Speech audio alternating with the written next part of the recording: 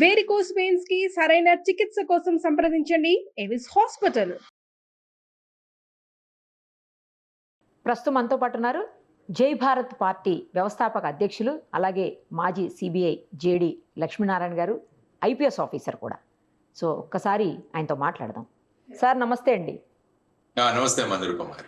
Sir ఇప్పుడు మిమ్మల్ని ఎందుకు అడిగాను అంటే, మనం లేటెస్ట్గా చూస్తున్నాము అరెస్టులు. తిట్టారని చెప్పి, గతంలో తిట్టారని చెప్పేసి పొలిటికల్ లీడర్స్ని వరుసగా అరెస్టులు చేస్తూ పోతా ఉన్నారు. అయితే ఇక్కడ నేను అడగబోతుంది ఏంటంటే సార్, టెక్నికల్ పాయింట్స్. ఎప్పుడైనా తిట్టినా కూడా ఇప్పుడు అరెస్ట్ చేయొచ్చా? ఎన్ని సంవత్సరాల తర్వాత అరెస్ట్ చేసే అవకాశం ఉంటుంది? తర్వాత తిట్టడం అనేది కేవలం డిఫమేషన్గానే తీసుకుంటారా, లేకపోతే వేరే ఏ సెక్షన్స్ అప్లికబుల్ అవుతాయి? ఒక ఐపీఎస్ ఆఫీసర్గా మీరు ఇలాంటి కేసులు చూసే ఉంటారు గతంలో కూడాను. సో ఇంకొకటి ఏంటంటే, సెలబ్రిటీస్ విషయంలో మాత్రమే అరెస్టులు ఉంటాయా? మిగతా విషయాల్లో అంటే నార్మల్ పర్సన్స్ విషయంలో తిట్టినా కూడా, గలీజ్గా మాట్లాడినా కూడా అరెస్టులు ఉండవా? ఎవరికైనా ఒకటే రూల్ ఉంటుందా? ఒక్కసారి ఎక్స్ప్లెయిన్ చేయండి సార్. మనం ఏదైనా ఇటువంటి చట్టానికి సంబంధించిన విషయం మాట్లాడాలంటే ముందు భారత రాజ్యాంగం ఏం చెప్తుందో మనం ఆలోచించాలి సార్. ఏదైనా ఏ చట్టానికైనా మూలం భారత రాజ్యాంగం. రాజ్యాంగంలో మనకు అనేక ప్రాథమిక హక్కులు ఇవ్వబడ్డాయి. అందులో ఆర్టికల్ 19లో భావ స్వేచ్ఛ అన్నది ఉంటుంది. అంటే freedom of speech and expression అంటాం దాన్ని. అంటే నేను నా భావాలను ప్రకటించుకునే స్వేచ్ఛ నాకు ఉంటుంది అన్నది ఆర్టికల్ 19(1). కానీ ఈ భావ స్వేచ్ఛ ఉంది కదా అని నేను ఎటుపడితే అటు మాట్లాడకూడదు. దాని మీద కొన్ని రిస్ట్రిక్షన్స్ ఉంటాయి, నిర్బంధాలు ఉంటాయి. అది ఆర్టికల్ 19(2)లో చెప్పారు. 19(2)లో అంటే భారతదేశ సార్వభౌమత్వానికి కానీ, భారతదేశం యొక్క ఇతర దేశాలతో ఉన్న సత్సంబంధాలు కానీ, లేకుంటే ఇక్కడ పబ్లిక్ ఆర్డర్ కానీ, తర్వాత ఒక వ్యక్తి యొక్క మనుగడకు కానీ, ఒక వ్యక్తి యొక్క సమాజంలో వారికి ఉన్న ఒక పలుకుబడి కానీ, ఒక స్థానం కానీ, ఇలాంటి వాటికి ఎప్పుడైనా ఆ విధంగా నేను మాట్లాడేవి వీటికి సంబంధించి ఉండకూడదు అన్నది నా వాక్ స్వాతంత్రం మీద ఉన్న నిబంధనలు ఆర్ నిర్బంధనలు. ఆ తర్వాత ఏంటంటే ఆర్టికల్ 21 కూడా ఒకసారి చదవాలంటే రైట్ టు లైఫ్. అంటే ప్రతి ఒక్కరికి జీవించడానికి హక్కు ఉంది మన దేశంలో. జీవించడం అంటే ఎలాగోలాగా జీవించడం కాదు. అంటే ఒక సమాజంలో మనకున్న స్థాయి, హోదా, దాన్ని బట్టి అంటే రైట్ టు లైఫ్ అంటే it includes right to life with decency. అంటే ఒక మర్యాద పూర్వకంగా మనిషికి జీవించే హక్కు ఉంది. కాబట్టి ఇటువంటి వాట్లను భంగం చేస్తే ఏమవుతుంది అన్నదానికి మనకు చట్టాలు వస్తాయి. రాజ్యాంగంలో ఇది నిర్దేశించబడింది. దానికోసం చట్టాలు చేశారు. అంటే ఎటువంటి వాక్ స్వాతంత్రం మీరు ఉపయోగించుకొని మీరు ఈ నిబంధనలు పాటించకుంటే మీ మీద ఎలాంటి కేసులు అవుతాయి అని చెప్పడానికి ఇంతకుముందు ఇండియన్ పీనల్ కోడ్ ఉండేది, అంటే పీసీ అంటాం. ఇప్పుడు దాని ప్రదేశంలో బిఎన్ఎస్ వచ్చింది, భారతీయ న్యాయ సంహిత. అంటే ఫర్ ఎగ్జాంపుల్ నేను ఏవైనా మాట్లాడితే 2 మతాల మధ్య చిచ్చు మొదలైంది, ఆ 2 ప్రాంతాల మధ్య చిచ్చు అయింది, 2 కులాల మధ్య చిచ్చు అయింది, వేరు భాషలు మాట్లాడే వాళ్ళ మధ్య చిచ్చు మొదలైంది. ఇలాంటివి నేను మాట్లాడితే దానికి ఒక సెక్షన్ ఉందన్నమాట. అందులో ఈ సెక్షన్ ప్రకారం నేను ఆ విధంగా చేస్తే నేను శిక్షార్హుడను అని ఒక సెక్షన్ అందులో పెడతారు. ఆ తరువాత ఒక వ్యక్తి యొక్క సమాజంలో ఉన్న స్థాయి ఏదైతే ఉందో దాన్ని కించపరిచేలాగా నేను మాట్లాడితే దాన్నే డిఫమేషన్ అంటాం. అంటే పరువు నష్టం. అంటే సమాజంలో ఒక వ్యక్తికి ఉన్న పరువుకి నష్టం కలిగించబడింది కాబట్టి ఆ వ్యక్తి నా మీద క్రిమినల్ గా అయినా వెళ్ళొచ్చు, సివిల్ గా అయినా వెళ్ళవచ్చు. అంటే క్రిమినల్ గా అంటే నా మీద నేను సపోజ్ నా గురించి ఎవరైనా అసభ్యంగా మాట్లాడితే నేను న్యాయస్థానానికి వెళ్ళి ఒక కంప్లైంట్ దాఖలు చేస్తాను. అక్కడ న్యాయస్థానం వాళ్ళు దాన్ని తీసుకొని దాని ప్రకారంగా వాళ్ళు ఇప్పుడు దాన్ని నడిపిస్తారు. ఫర్ ఎగ్జాంపుల్ ఇప్పుడు మీరు రాహుల్ గాంధీ గారు తీసుకుంటే ఆయన సావర్కర్ గారి గురించి ఎక్కడో మాట్లాడారు, ఈ విధంగా 2-3 కేసులు ఆయన మీద నడుస్తున్నాయి. సర్దార్ పటేల్ గారి గురించి మాట్లాడారు, ఆ విధంగా కొన్ని కేసులు ఆయన మీద నడుస్తున్నాయి. అది వచ్చేసి క్రిమినల్ డిఫమేషన్. అదే సివిల్ డిఫమేషన్ ఏంటంటే నా మీద ఈ విధంగా అసభ్యంగా మాట్లాడడం వల్ల నా పరువు సమాజంలో తగ్గిపోయింది కాబట్టి దానికి కాంపెన్సేషన్ గా నాకు 10 కోట్లు ఇవ్వాలి ఆర్ 20 కోట్లు ఇవ్వాలి. ఇలా నేను ఒక కాంపెన్సేషన్ అడగొచ్చు అనమాట.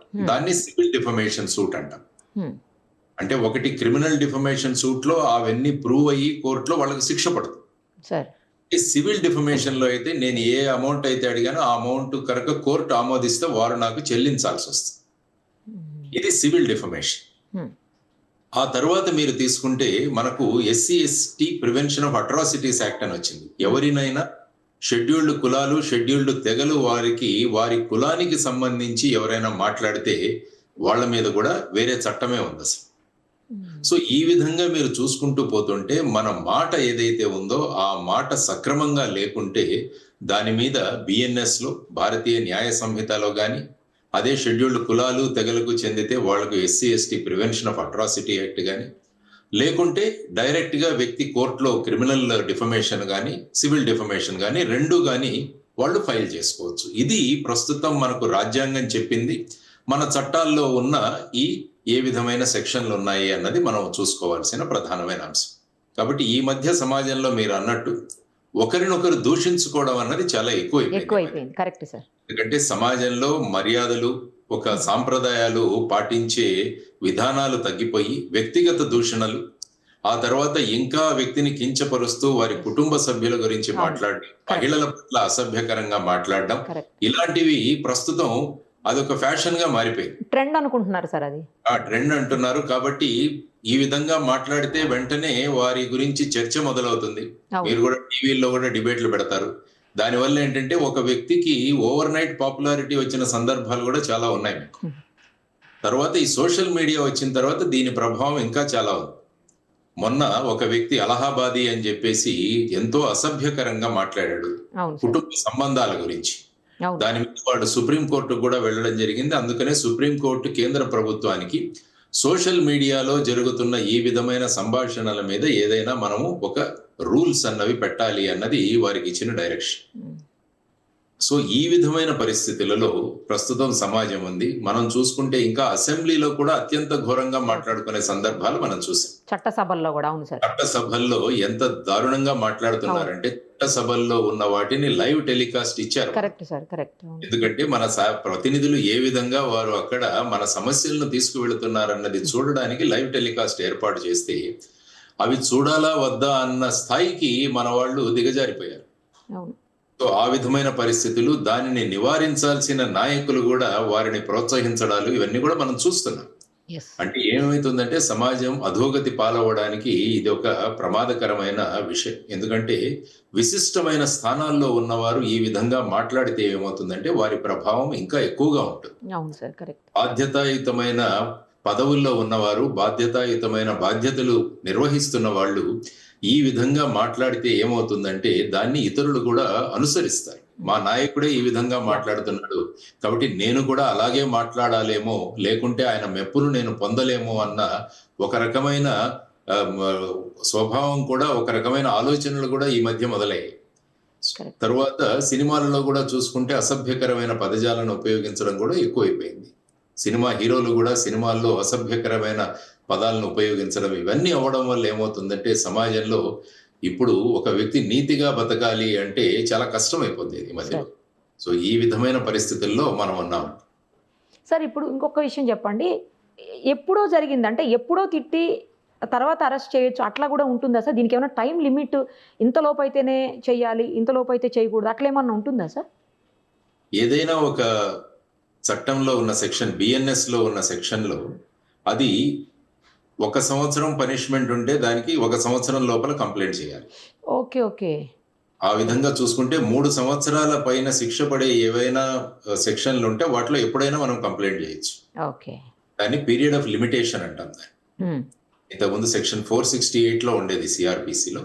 ఆ తర్వాత ఇప్పుడు BNSS లో కొత్త సెక్షన్ వచ్చి ఉండొచ్చు.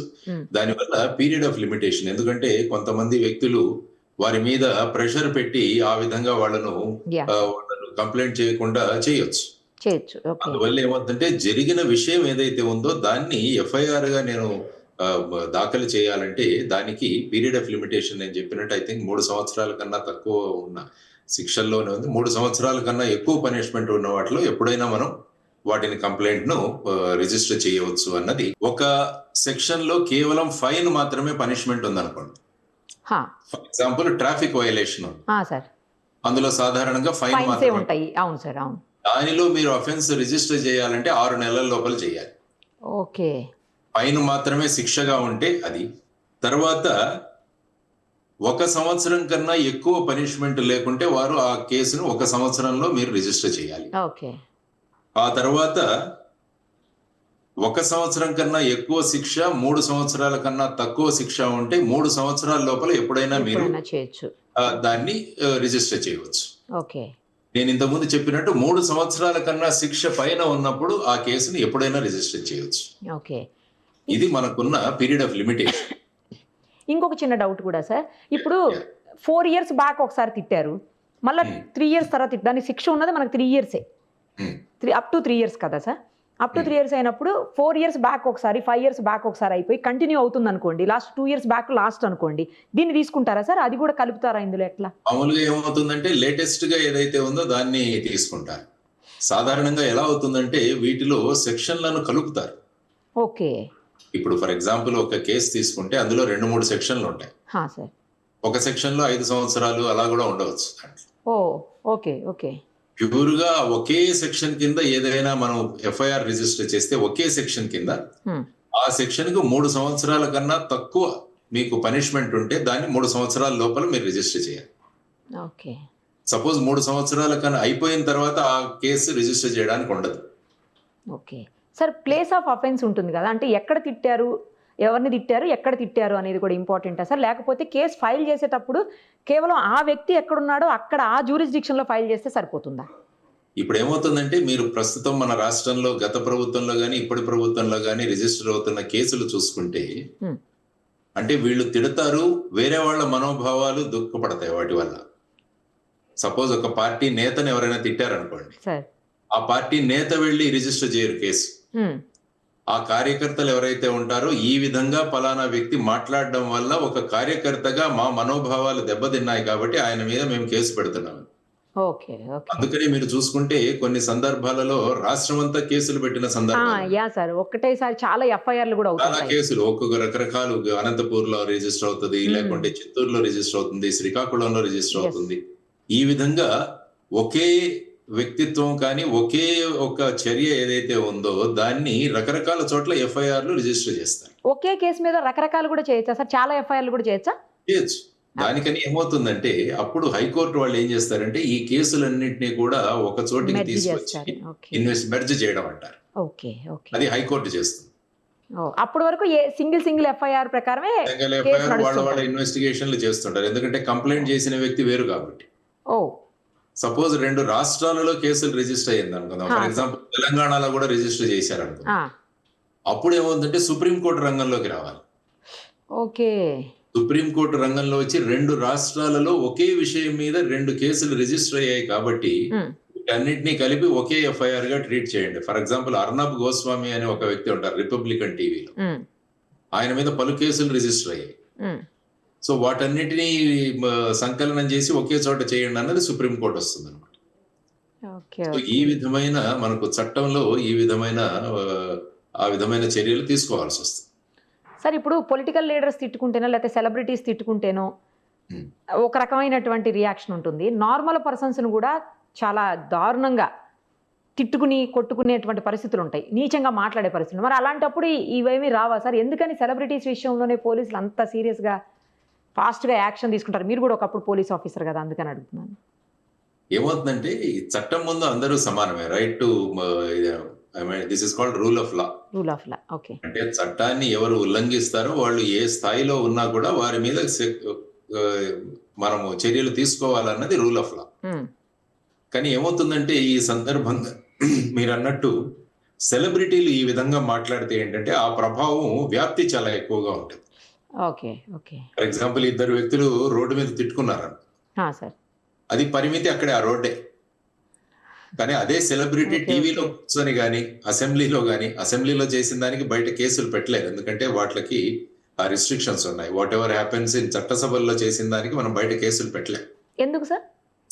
వాటికి ఆ ఇమ్యూనిటీ ఉంటుంది. అంటే ఏది పడితే అది మాట్లాడచ్చు, మాట్లాడవచ్చు, ఏది పడితే అది మాట్లాడచ్చు. అందుకనే అలా మాట్లాడుతాడు. ఓహో. కాబట్టి ఆ ఇమ్యూనిటీ ఉంటుంది. చట్టసభల్లో జరిగే విషయాలకి ఇమ్యూనిటీ అది ఉంటుంది. కాబట్టి నేను అన్నట్టు ఇద్దరు వ్యక్తులు పోరాడుకుంటే ఆ వీధికి పరిమితం అవుతుంది. సరే. అదే ఒక సెలబ్రిటీ కూర్చొని మాట్లాడితే ఏమవుతుందంటే అది మొత్తం రాష్ట్రానికి, దేశానికి కూడా వ్యాప్తి చెందవచ్చు. సో ఆ విధమైన పరిస్థితులలో ఈ చిన్న చిన్న కేసులు కూడా జరుగుతుంటాయి, కానీ మనం మీడియాలో చర్చించేది, న్యూస్ పేపర్లో వచ్చేది సెలబ్రిటీ మీద చేసిన కేసులు కానీ, వారిని అరెస్టు, ఇవన్నీ కూడా. ఎందుకంటే ఆ వ్యక్తి సెలబ్రిటీ కాబట్టి వారి మీద తీసుకున్న చర్యలు కూడా మళ్ళా మొత్తం రాష్ట్రం, దేశం వ్యాప్తంగా కూడా వ్యాపించే అవకాశం ఉంది. ఓకే సార్, ఇప్పుడు మీరు చెప్పిన దాని ప్రకారం చూస్తుంటే చట్టసభల్లో కూర్చొని ఎన్ని మాటలైనా అనొచ్చు, ఎన్నైనా తిట్టచ్చు. సో అక్కడ కూర్చొని ఇష్టానికి మాట్లాడేసినా కూడా ఏమి చట్టాలు ఎక్కడ ఏమి పని చేయవా సార్? ఎందుకంటే మాట్లాడారు కదా. అక్కడ ఏముంటుందంటే చట్టాల్లో అంటే శాసనసభల్లోనూ పార్లమెంట్లోనూ వాళ్లకు ఇండివిజువల్ గా కమిటీస్ ఉంటాయి. ఆ కమిటీస్ కి కంప్లైంట్ ఇవ్వచ్చు. మరి వాళ్ళు యాక్షన్ తీసుకుంటారా సార్? వాళ్ళు యాక్షన్ తీసుకుంటారు. కమిటీలు యాక్షన్ తీసుకునే అవకాశం ఉంది. స్పీకర్ కు సబ్మిట్ చేసే అవకాశం ఉంది. స్పీకర్ వాళ్ళని బహిష్కరించవచ్చు, లేకుంటే వాళ్ళని సస్పెండ్ చేయవచ్చు. ఇలాంటివన్నీ కూడా ఉన్నాయి అందులో. అంటే లైఫ్ లాంగ్ సస్పెన్షన్ ఉంటుందా సార్? అట్లా ఉండదా? అంటే అది ఆ తీవ్రతను బట్టి. కానీ ఫర్ ఎగ్జాంపుల్ మీరు నిన్న సుప్రీంకోర్టులో ఒక విషయం జరిగింది. ఒక బీహార్ ఎమ్మెల్సీని అనుకుంటా, అతను ఏదో మాట్లాడారని అతని లైఫ్ లాంగ్ సస్పెన్షన్ ఇచ్చారు అతనికి, ఆరు ఎక్స్పల్షన్ చేశారు, అంటే బహిష్కరించారు, అంటే బయటికి పంపించేశారు. దాన్ని సుప్రీంకోర్టు అతను చేసినది మీరు విధించిన శిక్షలో చాలా ఎక్కువగా ఉంది కాబట్టి దాన్ని సస్పెన్షన్ గా మార్చండి అని నిన్నే పేపర్లో చదువుతున్నది. కాబట్టి శాసనసభలలో, చట్టసభల్లో వారి ప్రవర్తనను, నియమావళిని కంట్రోల్ చేయడానికి అక్కడ డిసిప్లినరీ కమిటీస్ ఇవన్నీ కూడా ఉంటాయి అన్నమాట. ఇలాంటి కేసెస్ లో శిక్షలు ఎలా ఉంటాయి సార్? అంటే ఎన్నేళ్ళు ఉండొచ్చు? ఎక్కువ అంటే ఎంత ఉంటుంది, తక్కువ అంటే ఎంత ఉంటుంది సార్?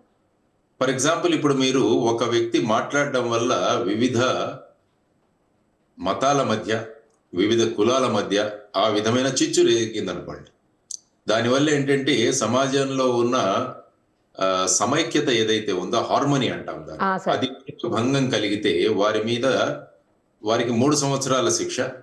అదే నేను ఒక ఆలయంలో గాని, ఒక మసీదులో గాని, చర్చిలో గాని ఇటువంటి వ్యాఖ్యలు చేస్తే వారికి 5 సంవత్సరాల పనిష్మెంట్.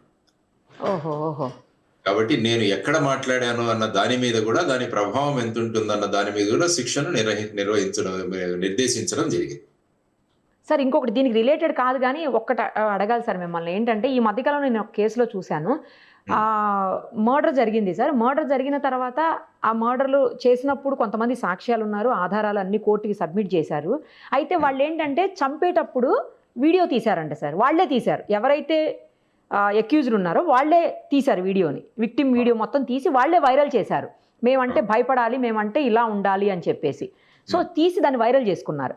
కానీ లాస్ట్లో ఏంటంటే కోర్టు దగ్గరికి వచ్చిన తర్వాత ఎవరైతే విట్నెస్లు ఉన్నారో వాళ్ళందరూ వెనక్కి తగ్గిపోయారు, అంటే డ్రాప్ అయిపోయారు, ఎవరు కూడా చెప్పలేదట. కానీ ఏదైతే వీళ్ళు వైరల్ చేశారో ఈ సాక్ష్యాలని, అంటే బయట వాళ్ళు సోషల్ మీడియాలో పెట్టినటువంటి ఈ వీడియోస్ ఆధారంగా వాళ్ళకి లైఫ్ ఇంప్రిజన్మెంట్ పడింది సార్. అలాంటి అవకాశాలు కూడా ఉంటాయా? డెఫినెట్ గా. ఎందుకంటే ఫైనల్ గా కోర్టు ముందు వారు చూసేది వారి దగ్గర ఉన్న సాక్ష్యాధారం. అంటే చూసిన వాళ్ళు మేము చూసామని చెప్పడం, విన్నవాళ్ళు మేము విన్నామని చెప్పడం, వీటినే సాక్ష్యం అంటారు. డైరెక్ట్ ఎవిడెన్స్ అంటారు ఇది. అంటే ఒక వ్యక్తి మర్డర్ చేస్తున్నప్పుడు ఎవరైనా ఒక వ్యక్తి చూశారనుకోండి, ఆ వ్యక్తి విట్నెస్ గా వస్తారు, వచ్చి నా కళ్ళ ముందు జరిగింది అని చెబుతారు. సో ఆ వ్యక్తిని డైరెక్ట్ ఎవిడెన్స్ గా తీసుకుంటారు. సపోజ్ ఇండైరెక్ట్ ఎవిడెన్స్ ఏదైతే ఉంటుందో, ఎవరైనా వాళ్ళు విన్నారు, ఆ విధంగా పలానా వ్యక్తి చెప్తుండగా నేను విన్నానంటే అది ఇండైరెక్ట్ ఎవిడెన్స్ అవుతుంది. తర్వాత టెక్నికల్ ఎవిడెన్స్ ఉంటుంది, ప్రొఫెషనల్ ఎవిడెన్స్ అంటాం. అంటే ఇప్పుడు ఈ పోస్ట్ మార్టం ఏదైతే చేస్తారో బాడీ మీద, దాని మీద ఉన్న గాయాలు గాని వీటన్నిటిని చూసి ఆ విధంగా ఆ వ్యక్తి ఈ విధమైన ఆయుధం వల్ల మరణించాడన్నది దాన్ని టెక్నికల్ ఎవిడెన్స్ అంటాం. తర్వాత ఆ వ్యక్తి ఉపయోగించిన కత్తి ఏదైతే ఉందో, ఆయుధం ఏదైతే ఉందో దాన్ని ఈ ఇంజురీస్ ఏవైతే ఉంటాయో వాటిని కోరిలేట్ చేయాలి. అంటే ఈ కత్తిని ఉపయోగించి ఇది జరిగింది కాబట్టి ఆ కత్తిని కూడా మనం ఫోరెన్సిక్స్ ల్యాబ్ కు పంపుతాం. దాన్ని కూడా పరిశీలించి డాక్టర్ ఇచ్చిన రిపోర్ట్ కి వీటికి చూసి ఈ కత్తి ద్వారా జరిగిందని వాళ్ళు చెబుతారు. ఇవన్నీ కూడా టెక్నికల్ ఎవిడెన్స్. సో ఇలా రకరకాల ఎవిడెన్సెస్ ఉంటాయి అన్నమాట. మనం అవన్నీ కూడా పరిశీలించి ఫైనల్ గా జడ్జి గారు వారు అభిప్రాయానికి వస్తారు. సో అందులో మీరు అన్నట్టు మిగతా వీరు ఎవరైతే సాక్ష్యదారులు ఉన్నారో వాళ్ళందరూ కూడా వీళ్ళ యొక్క ప్రభావం వల్లనో వారందరూ కూడా వాళ్ళను హోస్టైల్ విట్నెసెస్ అంటారు. ఓకే. అంటే పోలీసుల ముందు చెప్పిన తర్వాత వాళ్ళు కోర్టులో వెళ్ళిన తర్వాత వాళ్ళు మారిపోయారు. వాళ్ళు చెప్పమన్నారు. అవును సార్. అటువంటప్పుడు టెక్నికల్ ఎవిడెన్స్ మీద కోర్టు పరిగణలోకి తీసుకోవచ్చు. మీరు చెప్పిన ఆ వీడియో ఏదైతే ఉందో సార్. దాన్ని పరిగణలోకి తీసుకొని అది ఎక్కడా కూడా ట్యాంపర్ జరగలేదు అన్నది అవును. పోలీసులు ప్రూవ్ చేసిన తర్వాత ఒక్క సాక్ష్యం సరిపోతుంది అటువంటి వాళ్ళని శిక్షించడానికి. ఓకే. సార్ ఇప్పుడు ఈ కేసులో పర్టికులర్ మనం చూస్తున్నాము. ఈ కేసెస్‌లో ఎలా బెయిల్ రెగ్యులర్ బెయిల్ అయినా సార్ వెంటనే వచ్చే అవకాశం ఉంటుందా? సేమ్ అంటే వాళ్ళ వాదోపవాదాలను బట్టే ఉంటుందా సార్ అడ్వకేట్స్? అంటే ఎలా ఉంటుందంటే కొన్ని 7 సంవత్సరాల కన్నా తక్కువ పనిష్మెంట్ ఉన్న కేసులు ఇంతకుముందు ఎలా ఉందంటే పోలీసులు ఏ కేసులో అయినా అరెస్ట్ చేయవచ్చు అని ఉండేది. సార్. అంటే ఒక కాగ్నిజబుల్ అఫెన్స్ ఏదైతే జరిగితే దానిలో ఎవరైనా 2 సంవత్సరాలు, 3 సంవత్సరాలు, 5 సంవత్సరాలు, 10 సంవత్సరాలు ఎంత శిక్ష ఉన్నా కూడా వాళ్ళని అరెస్ట్ చేయవచ్చు అన్నది ఇంతకు ముందు ఉండేది. ఓకే. ఆ తర్వాత అరుణేష్ కుమార్ అని ఒక జడ్జిమెంట్ వచ్చింది Bihar. Arunesh Kumar versus state of Bihar లో అందులో ఏమన్నారంటే పోలీసులు అధికారం ఉంది కదా అని చాలా కేసుల్లో అరెస్ట్ చేస్తున్నారు. ముఖ్యంగా ఈ ఫ్యామిలీ మ్యాటర్స్ ఏవైతే 498A కేసులు అంటాము ఇష్టం వచ్చినట్టు అరెస్ట్ చేస్తున్నారని ఒక డైరెక్షన్స్ ఇవ్వడం జరిగింది.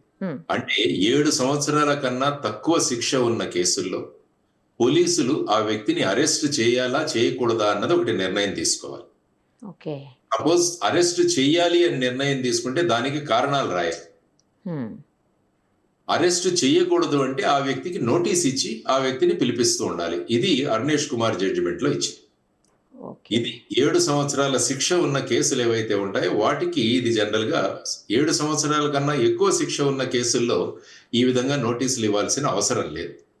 నేరుగా వాళ్ళని అరెస్ట్ చేయవచ్చు, వారిని కోర్టులో ప్రవేశపెట్టవచ్చు. కానీ అరెస్ట్ ఎందుకు చేస్తున్నామని వాళ్ళ రిలేటివ్స్ కానీ ఏ ప్రదేశం నుంచి మనం అరెస్ట్ చేస్తున్నామో దాన్ని అరెస్ట్ మెమో అన్నది ఒకటి తయారు చేయాలి. చేసి వాళ్ళ బంధువులకు కానీ ఇంట్లో ఉన్న వాళ్ళకి కానీ ఇన్ఫార్మ్ చేయాలి, మేము ఎందుకు అరెస్ట్ చేస్తున్నాం అని ఇచ్చిన తర్వాత ఆ వ్యక్తికి ఉన్న న్యాయపరంగా ఏ విధమైన వెసులుబాట్లు ఉన్నాయని కూడా చెప్పాలి. ఆ తర్వాత ఈ వ్యక్తిని ఎక్కడికి తీసుకువెళ్తున్నాం, ఏ కోర్టులో ప్రవేశపెట్టబోతున్నాం అన్నది కూడా తెలియజేయాలి. తర్వాత ఆ వ్యక్తిని మెడికల్ కూడా సంబంధించాలి. అంటే వెళ్ళి మెడికల్ ఎగ్జామినేషన్ కూడా తీసుకువెళ్ళాలి. అంటే ఆ వ్యక్తి యొక్క స్థితి ఏంటి. ఎందుకంటే సాధారణంగా మీరు చూసుకుంటే 60 సంవత్సరాలకు పైబడిన వ్యక్తులు ఎవరైతే ఉంటారో వారిని అరెస్ట్ చేయాలంటే కొత్తగా వచ్చిన BNSS లో కన్సర్న్డ్ DSP పర్మిషన్ తీసుకోవాలి. అంటే 3 సంవత్సరాల వరకు పనిష్మెంట్ ఉంటుంది అన్నది. ఎందుకంటే సీనియర్ సిటిజన్స్ గురించి వారు చెప్పిన ఒక రిస్ట్రిక్షన్ అన్నమాట. అదే మహిళలను రాత్రిపూట అరెస్ట్ చేయాలి అంటే ఏమవ్వాలంటే అక్కడ సంబంధిత మెజిస్ట్రేట్ నుంచి వాళ్ళు పర్మిషన్ తీసుకోవాలి. సో ఇవన్నీ కూడా అరెస్ట్ కు సంబంధించి మన చట్టాల్లో వచ్చిన మార్పులు. ఇప్పుడు అరుణేష్ కుమార్ జడ్జిమెంట్ అన్నది డైరెక్ట్ గా ఇప్పుడు చట్టంలోనే పొందుపరచబడింది. ఆ తర్వాత 24 గంటల్లో పోలీసులు అరెస్ట్ చేసిన వ్యక్తిని న్యాయస్థానం ముందు వాళ్ళు హాజరుపరచాలి. అంటే మేము అరెస్ట్ చేసామని ఎంతసేపు మా దగ్గర పెట్టుకోవడానికి అవకాశం ఉండదు పోలీసులు. 24 గంటల లోపల దానిలో జర్నీ పీరియడ్ ఏదైతే ఉంటుందో, ఫర్ ఎగ్జాంపుల్ ఎవరినైనా హైదరాబాద్ లో అరెస్ట్ చేశారు, వారిని తీసుకువెళ్ళి ఫర్ ఎగ్జాంపుల్ విజయవాడ కోర్టులో మనం ప్రొడ్యూస్ చేయాలి. దానికి ఒక 4-5 గంటలు ప్రయాణం పడుతుంది. కాబట్టి 24 గంటల లోపల వారి ముందు ప్రొడ్యూస్ చేయాలంటే ఈ జర్నీ టైం 4-5 గంటలను దాని నుంచి తీసేయాలి. సో ఈ విధంగా వచ్చిన తర్వాత అప్పుడు కోర్టు పరిశీలిస్తుంది ఈ వ్యక్తిని అరెస్ట్ చేసినప్పుడు నియమావళి పాటించారా లేదా, ఆ తర్వాత ఈ వ్యక్తిని అరెస్ట్ చేయడానికి తగిన అంటే అప్పటి వరకు జరిగిన ఇన్వెస్టిగేషన్ లో ఏదైనా ఆధారాలు ఉన్నాయా అని చెప్పి ఈ వ్యక్తిని జ్యుడిషియల్ కస్టడీకి పంపిస్తారు. అంటే జైలుకు పంపిస్తారు. ఆ తర్వాత ఏమవుతుందంటే అప్పుడు ఆ వ్యక్తి బెయిల్ వేసుకోవడానికి అవకాశం ఉంది. అంటే బెయిల్. అదర్వైజ్ పోలీసులు ఏం చేస్తారంటే మేము ఇతన్ని ప్రశ్నించాలి కాబట్టి మాకు పోలీస్ కస్టడీ ఇవ్వండి. కాబట్టి జడ్జి గారి ముందున్న ఏంటంటే ఆ వ్యక్తిని జ్యుడిషియల్ కస్టడీకి పంపించిన తర్వాత వీళ్ళ వాదోపవాదాలు విన్న తర్వాత పోలీస్ కస్టడీ ఇవ్వాలా లేకుంటే బెయిల్ ఇవ్వాలా అన్నది వారు నిర్ణయిస్తారు. సో ఈ విధమైన పరిస్థితులు. తర్వాత ఏంటంటే బెయిల్ అనేక కేసుల్లో వెంటనే ఇవ్వాలని కూడా లేదు. చిన్న కేసులు ఉంటే దాంట్లో 60 రోజుల లోపల ఛార్జ్ షీట్ వేయాలి పోలీస్. అదే మర్డర్ కేసు ఇలాంటివి ఉంటే వాటిని ఇంతకు ముందు 90 days లోపల ఛార్జ్ షీట్ వేయాలి. ఐ థింక్ ఇప్పుడు BNSS లో 180 రోజులు చేసినట్టుగా మార్చారు. కాబట్టి ఆ లోపల గనక వాళ్ళకు ఛార్జ్ షీట్ వేయకుంటే ఆ మరుసటి రోజు వాళ్ళకు డిఫాల్ట్ బెయిల్ అన్నది ఇచ్చేయాలి. వ్యక్తిని ఎక్కువ రోజులు జైల్లో ఉంచకూడదు అన్నది ఒక కాన్సెప్ట్. ఎందుకంటే కృష్ణ అయ్యర్ గారు చీఫ్ జస్టిస్ గా ఉన్నప్పుడు వారు ఏమన్నారంటే సార్ బెయిల్ నో జైల్ అంత. అంటే జైలులో పెట్టడం చాలా తక్కువగా ఉండాలి. ఎందుకంటే ఆ వ్యక్తి మీద నిందలు ఆపాదించబడ్డాయి కానీ ఆ వ్యక్తుల మీద ఇంకా అవి ప్రూవ్ కాలేదు. ఓకే కాబట్టి ఆ వ్యక్తిని ఎక్కువ రోజులు అంటే మీ ఇన్వెస్టిగేషన్ లో ఆ వ్యక్తి ఏమైనా ఇంటర్ఫియర్ అవుతాడా అన్న మీ డౌట్ ఏదైతే ఉందో అప్పటి వరకే ఉంచుకోవాలి కానీ వన్స్ చార్జ్ షీట్ వేసిన తర్వాత ఆ వ్యక్తిని ఉంచాల్సిన అవసరం లేదన్నది కూడా రకరకాల జడ్జిమెంట్లు. ఓకే ఈ విధంగా కోర్టుల యొక్క ప్రక్రియ జరుగుతుంది. సార్ ఫైనల్గా ఒక్కటి చెప్పండి. ఇప్పుడు తిట్టిన కేసెస్లో అంటే బాగా మనం చూసాం డిఫమేషన్ భయంకరమైనటువంటి ఫిల్లీ లాంగ్వేజ్ యూజ్ చేసి తిట్టినటువంటి ఇలాంటి కేసెస్లో కేవలం ఆ వీడియో ఎవిడెన్స్ అనేది సరిపోతుందా సార్, లేకపోతే ఇంకా ఏదన్నా ఎవిడెన్స్ కూడా కలెక్ట్ చేయాల్సిన అవసరం ఉంటుందా పోలీసులకు? సాధారణంగా ఏంటంటే ఎవిడెన్స్ లో మనకు ఆ వ్యక్తి మాట్లాడుతూ ఉంటాడు. ఆ తర్వాత ఆ వీడియోని కలెక్ట్ చేసి ఎవరి దగ్గర నుంచి అయితే ఆ వీడియోని కలెక్ట్ చేస్తున్నారో వాళ్ళ దగ్గర నుంచి సర్టిఫికేషన్ తీసుకోవాలి. ఫర్ ఎగ్జాంపుల్ మీ ఒక వ్యక్తి సుమన్ టీవీలో కూర్చొని తిట్టాడు అనుకోండి. సార్ అప్పుడు పోలీసులు ఏం చేస్తారంటే సుమన్ టీవీకి రాసి ఆ వ్యక్తి యొక్క ఒరిజినల్ ఫీడ్ ఏదైతే ఉందో ఆ ఫీడ్ ని తీసుకుంటారు మీ దగ్గర. Okay sir okay.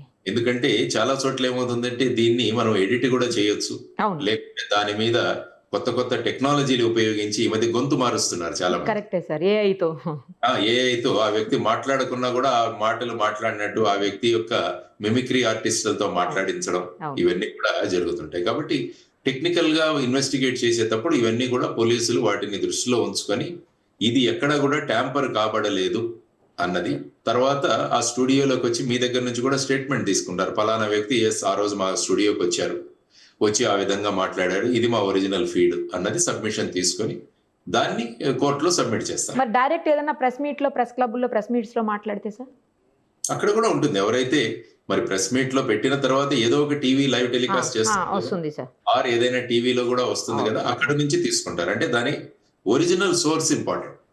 Original source అన్నది ఇంపార్టెంట్. ఆ విధంగా ఇన్వెస్టిగేషన్ లో ఒరిజినల్ సోర్స్ అని తీసుకుంటూ ఉంటారు. ఎందుకంటే రేపు కోర్టులో వీళ్ళు ప్రవేశపెడతారు, ఇది మేము మాట్లాడలేదు, మేము వేరే మాట్లాడితే ఈ విధంగా దాన్ని ఎడిట్ చేసి లేకుంటే దాని మీద సూపర్ ఇంపోజ్ చేసి ఈ విధంగా చేశారని కూడా అవతల వైపు వాళ్ళు వాదిస్తారు. కాబట్టి వాటన్నిటినీ కూడా దృష్టిలో ఉంచుకొని పోలీస్ ఇన్వెస్టిగేషన్ జరగాలి అన్నది ప్రధానంగా మనం చూడాలి. Thank you sir, thank you so much. చాలా క్లియర్గా న్యాయపరంగా ఎలాంటి అంటే ఇలాంటి జరిగినప్పుడు న్యాయపరంగా ఉండేటువంటి అన్ని అంశాలని కూడా చాలా స్పష్టంగా చెప్పారు sir. Thank you sir, thank you so much.